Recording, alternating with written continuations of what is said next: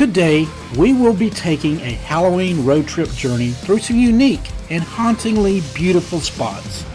We will visit cemeteries that hold untold stories, explore a few abandoned structures, and even stop and take a look at some spooky Halloween displays along the way.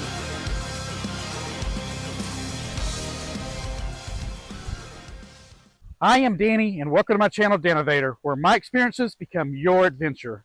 Remember to please subscribe, and please hit that bell so you'll be notified when I release my next video.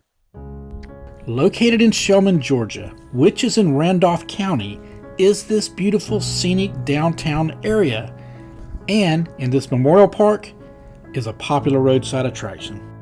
This is known as Chelsea's Fountain. This fountain stands as a tribute to Chelsea Ray Langford. On November 16, 2011, at the age of 20, her life would sadly and suddenly come to an end. At the time of her death, she was attending college, obtaining a degree in art, which was her passion. This magnificent fountain serves as a lasting memory of her impact to this community and as a memorial to the other lives lost to suicide.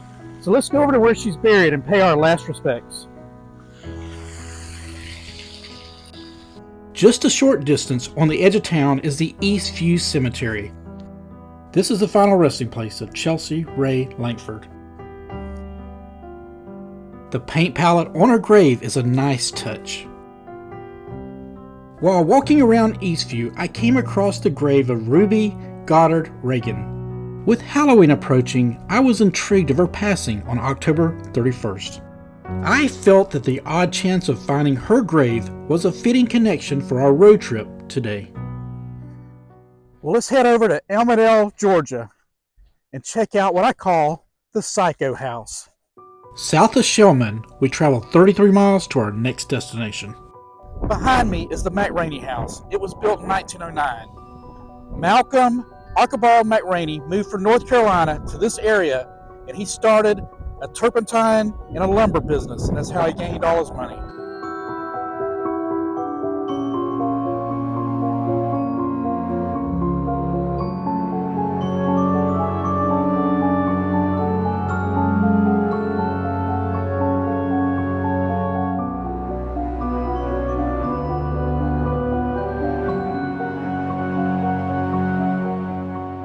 Continuing on Highway 37, I found this Halloween display.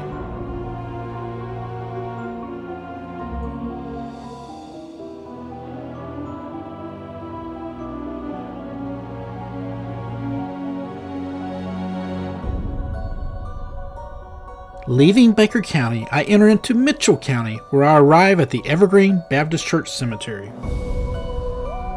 This gate is locked. They must have had problems with people messing with these graves. Located in the back in the thick woods are some more old graves.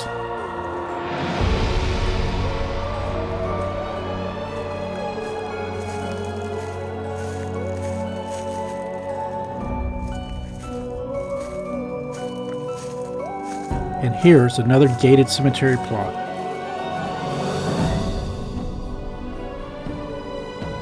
Down from the cemetery is the abandoned Evergreen Baptist Church.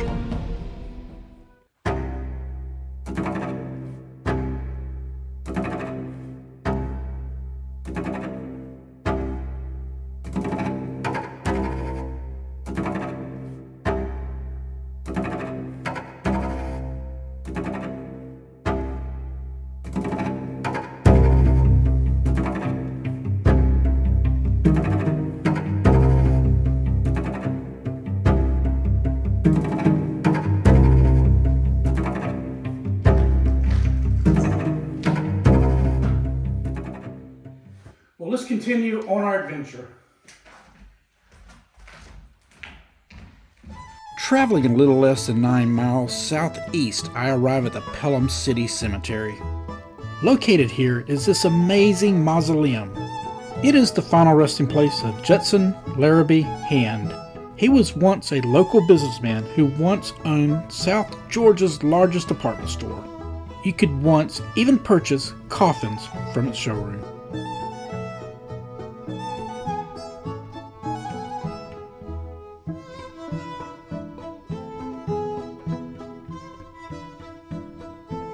Located beside Jail Hands Mausoleum is another interesting grave. It's the grave of Homer D. Castleberry. He died on September 8, 1889. He was killed in performance of duty as a Pelham law officer. Now we're going to head to the city of Thomasville. After driving 25 miles from Pelham, we reach Thomasville. Let's see if there's any Halloween decorations left here at Lowe's. There's a few animatronics still on display.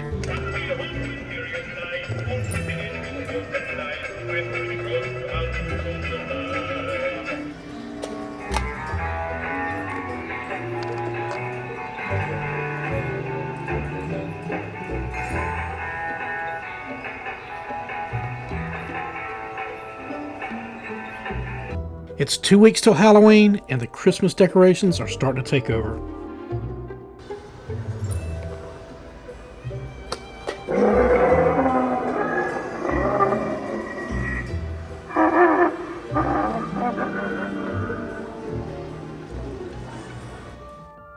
Also in Thomasville is the historical Laurel Hill Cemetery. As I was driving to visit our next grave site, I noticed this raccoon.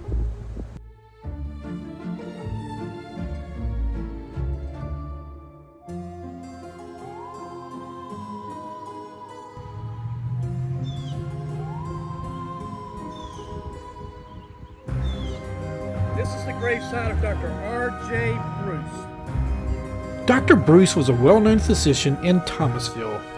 On the 22nd of May, 1880, during a severe thunderstorm, he tragically drowned while crossing a creek while searching for his lost son. 2 months later, his son Archie, who he was searching for, died. He is buried next to his father. 28 miles northeast of Thomasville is Moultrie, Georgia. Halloween was skimpy at Lowe's, so let's check out Home Depot. Not what you want to first see walking through the door. I found a few spooky remnants lying in the corner.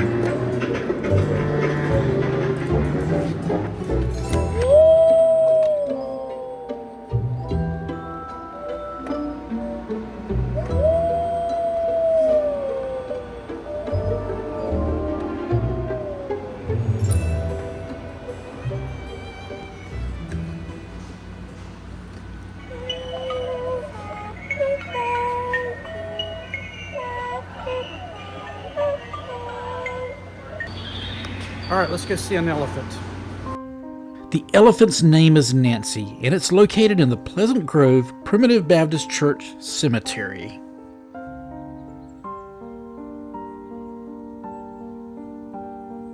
This is the grave of William Franklin Duggan. He was involved in circuses at the age of 12. In 1950, Duggan purchased a fair, and it was to be the Hagen Wallace Circus. He died suddenly on the 22nd of December, 1950, never seeing his circus's first performance. His son, William Jr., placed his white marble statue of his father's baby elephant Nancy on his grave. It is believed to be the only cemetery elephant memorial on the planet. Lying next to him is his father, George.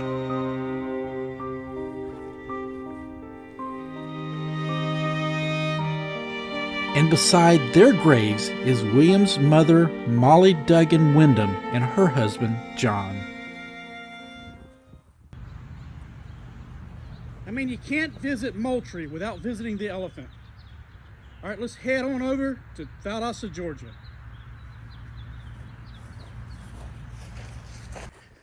When we get to Valdosta, I know one place that we're not going to strike out when it comes to animatronics for Halloween. On Highway 133, heading towards Valdosta, I was capturing some of the wind damage from the previous Hurricane Helene. When all of a sudden, I ran into this piece of metal debris lying on the road.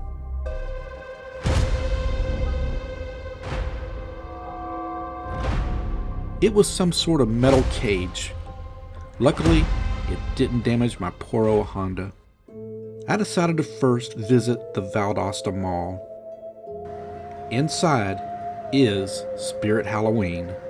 Welcome to the carnival.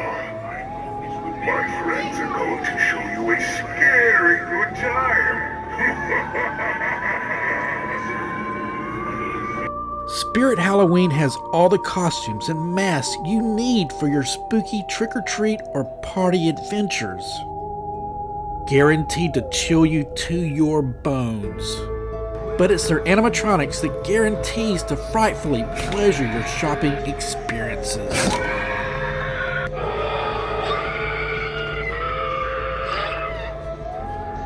I've been watching you for a while now. I hope you don't mind. I like the way you walk. I can't help but follow you around with my gaze. You have a certain bounce in your step. It's just so enticing.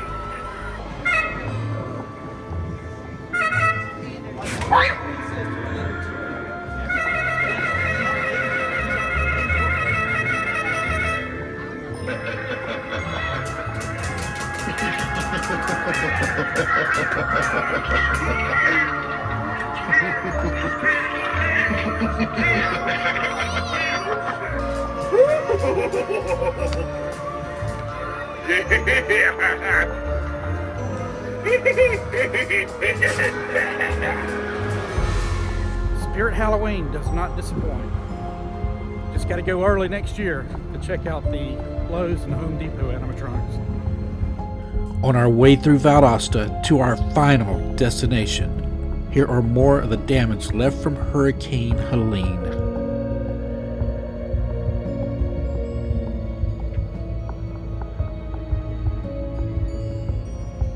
There's piles of storm debris left over on Oak Street by the Sunset Hills Cemetery. The historical Sunset Hills Cemetery in Valdosta was established in 1861 by Charles Ogden Force, whose grave we will visit shortly. But first, I want to show you this gravesite. This is the West Mausoleum.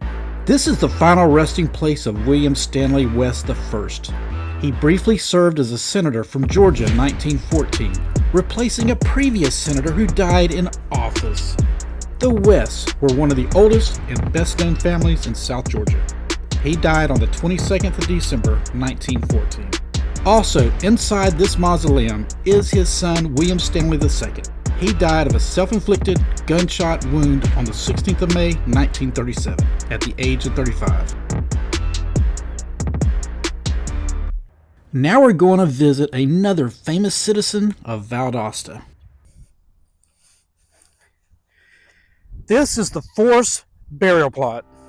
Charles Ogden Force, who once was a postmaster in Valdosta, donated 30 acres of his land in 1861 to establish this historical burial ground known as Sunset Hills. He gave 15 acres to the whites and 15 acres to the blacks. Charles Ogden's son, Richard Sam Force, was a Confederate War veteran. After the war, he had a confrontation with a Union troop which resulted in him getting shot in the back. He died on the 16th of May, 1866. Richard had a horse named Rex. Legend had it that Doc Holliday, who grew up in Valdosta, rode Rex into the Old West after leaving home. Doc Holliday's family were good friends with the Forces. You may remember that Doc Holliday and the Earps were famous for the gunfight at the OK Corral. A movie named Tombstone was based on their adventures.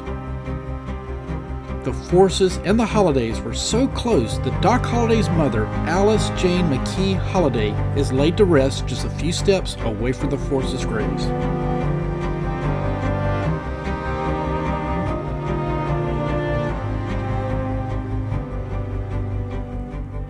Another grave located a few steps away, on the other side of the caretaker's office, has to do with another elephant. But unlike Nancy and Moultrie, this elephant went on a rampage in Valdosta, destroying everything in its path, including its keeper. This is the gravesite of James Rourke. He died at the age of 44 in 1902. The circus elephant's name was Gypsy, and it had to be shot to end its terror.